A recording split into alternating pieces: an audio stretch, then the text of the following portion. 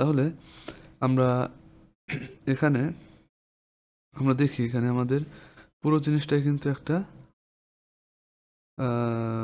Right অ্যালাইনমেন্টে আছে। তো এই পুরোটাই ধরছি আমরা, এটা আমরা লক করি, Ctrl+2 দিয়ে লক করলাম। পুরোটাই ধরে লেখার ভিতর থেকে আমরা এখানে প্যারাগ্রাফ আছে, প্যারাগ্রাফ থেকে আমরা রাইট অ্যালাইনমেন্টটা দিয়ে রাখলাম আগে থেকে। এরপর আমরা এই জিনিসটা নিয়ে যাচ্ছি এখানে এখানে নিয়ে যাচ্ছি। প্রয়োজন একটু বড় করি, সাইজটা আমরা 12 করে দিচ্ছি। স্ট্রোক না, সরি, এখানে আমাদের 8-এর জায়গায় আমরা 10 করে দিই। 10 সাইজ বেশি বড়, আমরা 8-ই রাখছি। এইটাকে আমরা 12 করছি, 12। এটা বেশি বড় হচ্ছে, এটা আমরা 10-8 করি। 10 নিচেরটা 8। এই সাইজটা বেটার মনে হচ্ছে, আমরা এই সাইজটাই রেখে দিচ্ছি। এটাকে আমরা একটু মোটা করে দিই, এটা আমরা পরে করি, আমরা এটা লোকের সাথে সম্পর্ক থাকবে। এটা আমরা একটু লক করে রাখি, লকটা পরে করি, এটা কাটাকাটির কাজ আছে। তাহলে এটা এরকম থাকলো। আমরা এখানে আগে সেট করছি, কারণ হলো যে এখানে শেপটা কিভাবে কত সাইজ থাকবে সেটা আমাদের মেজারমেন্টের ব্যাপার আছে। তাহলে আমরা একটু লক করে, আপাতত লক করে আমরা এটা এখানে সেট করে ফেলি।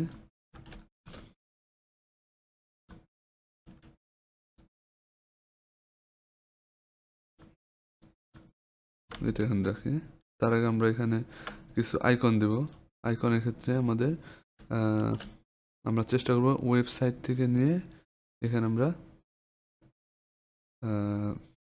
আইকন দেব। আমি আপাতত কিছু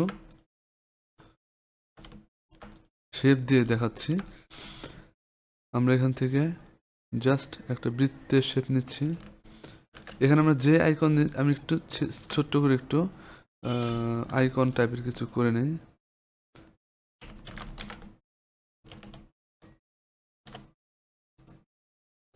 কথার কথা আমি এইরকম একটা আইকন তৈরি করলাম এখানে।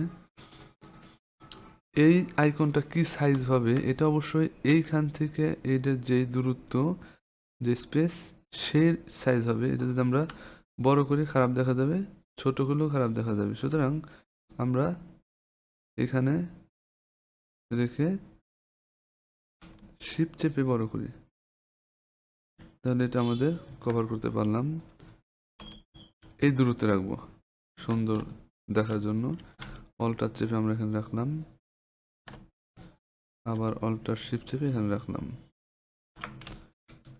এবার আমরা এই দুটো ধরে দেখবো যে আমাদের ঠিকঠাক অ্যালাইন হয়েছে কিনা। কিছুটা অ্যালাইনের সমস্যা ছিল, এটা আমরা ঠিক করে নিচ্ছি। অ্যালাইন করলাম। আচ্ছা, এখন আমরা এই দুটোকে গ্রুপ করে দিচ্ছি, এবং এই রাইট অ্যালাইন কেন করলাম সেটা আমরা একটু পরে বলে দিচ্ছি, কি প্রয়োজনে জিনিসটা করলাম। গ্রুপ করে দিচ্ছি, গ্রুপ, এখানে আমরা গ্রুপ করে দিচ্ছি, Ctrl+G। এখন আমরা এটা নিচে নামাই দিই, এটা আমরা এখানে রাখি।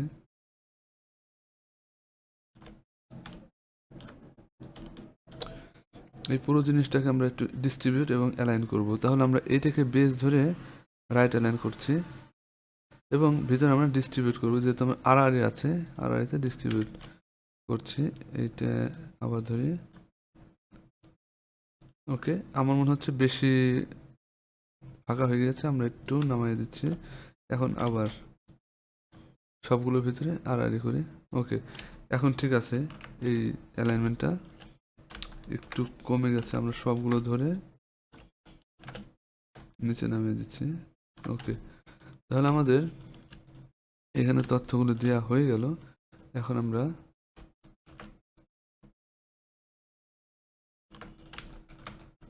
শেপ তৈরি করব। শেপ তৈরি করার ক্ষেত্রে আমরা এখানে দেখি কিভাবে শেপ তৈরি করা যায়। এটা আমি দুটো পদ্ধতিতে দেখিয়ে দিচ্ছি।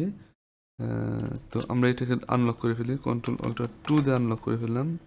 এটা আমাদের গাইডটা লক আছে, সমস্যা নেই। এটা করার ক্ষেত্রে আমরা মধ্য থেকে একটা লাইন নিতে পারি, শিফট চেপে লাইন নিচ্ছি, লাইনের একটা কালার আমি দিয়ে দিচ্ছি এখানে, এবং এই লাইনটা শেপটা ধরে লাইন এবং শেপ দুটো সিলেক্ট করে শেপটাকে বেস করে আমরা অ্যালাইন থেকে ভার্টিক্যালি জিনিসটাকে মিডিল করে ফেলি। এরপর আমরা এটাকে বাঁকা করে দেব। তাহলে বাঁকা করবো কীভাবে? লাইনকে বাঁকা করতে হলে আমাদের অ্যাঙ্কর পয়েন্টে আসতে হবে। এরপর আমরা কন্ট্রোল যদি চাপ দিই তাহলে এটা সিলেক্ট থাকা অবস্থায় এর মধ্যবিন্দুটা দেখা যাবে। এখন আমরা এখানে মাউসটা রেখে ছেড়ে দিলাম। ছেড়ে দেওয়ার পরে এখানে ক্লিক করে ধরে আমরা টান দিচ্ছি, অবশ্যই শিফট চেপে। এরকম বাঁকা করতে চাইলে এরকম বাঁকা করলাম, করে এরপর আমরা এটাকে এই দিয়ে টান দিচ্ছি। তাহলে আমাদের লেখার সাথে এটার একটা দূরত্ব বুঝতে পারলাম, যেটা আগের লেখার কারণে জিনিসটা হয়েছে। এরপর আমরা অল্টার শিফট চেপে আরেকটা শেপ তৈরি করছি।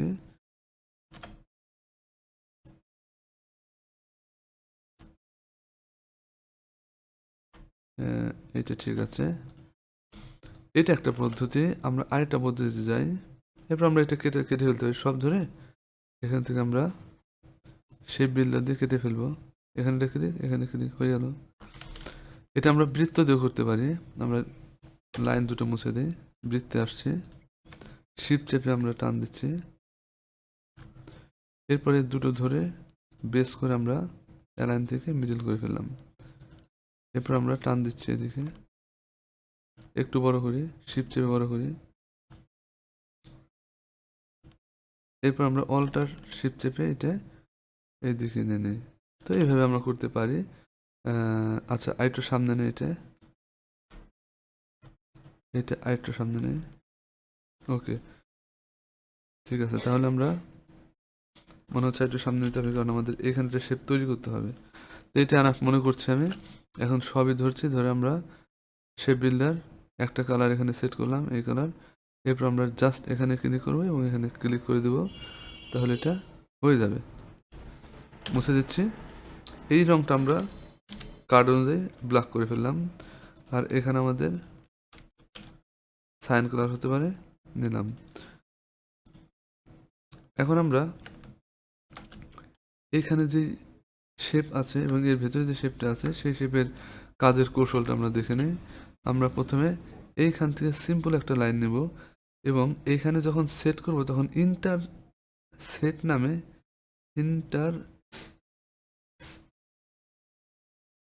ইন্টারসেক্ট নামে একটা শব্দ আসছে। তার মানে বুঝতে পারবো যে এখানে আমাদের ওই শেপের যে কিনারা আছে সেখানে আমাদের টাচ করেছে আমাদের মাউস পয়েন্টারটি। এরপর আমরা টান দিতে থাকবো, কিন্তু শিফট চেপে টান দেবো। ভুল হয়েছে, একটু টান দিয়ে শিফট চেপে টান দিলাম, হয়ে গেল।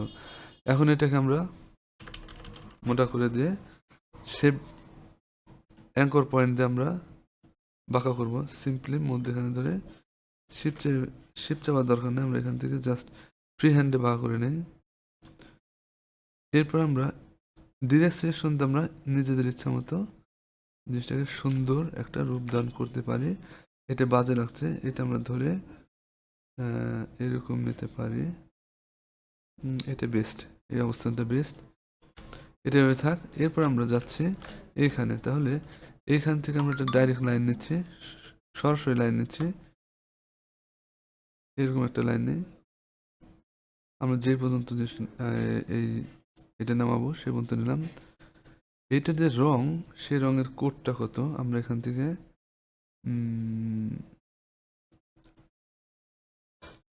হাইড্রোভার টুলে যাচ্ছে এবং এখানে ক্লিক করলে এখানে অ্যাকচুয়ালি ফিল রংটা চলে আসছে। এই ফিল রংটা আমরা স্টকে নেব, তাহলে এখান থেকে আমরা রিভার্স করে দিলাম, চলে আসলো। এখন আমরা এটাকে বাঁকা করব।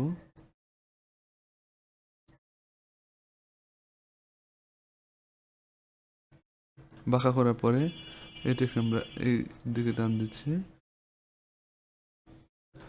আমরা এইটাকে সরু, উপরে মোটা এবং নিচের দিকে চিকন করতে হলে আমরা এই মেনুতে আসবো। এই মেনু থেকে আমরা এইটা সিলেক্ট করে দেবো। সিলেক্ট করলে আমাদের এটা চলে আসলো। এখন আমরা এটা পরিমিত আমাদের প্রয়োজন মতো মোটা করব, মোটা করে নিলাম। এই পর্যন্তই বেস্ট। তাহলে আমাদের স্পেস জিনিসটা আমরা দেখে নিই। আমাদের কিন্তু এখানে স্পেসটা কম বেশি আছে, তাহলে আমরা এখান থেকে স্পেসটা ডিরেক্ট সিলেকশনতে আমরা ঠিক করে নিলাম। আবার এখান থেকে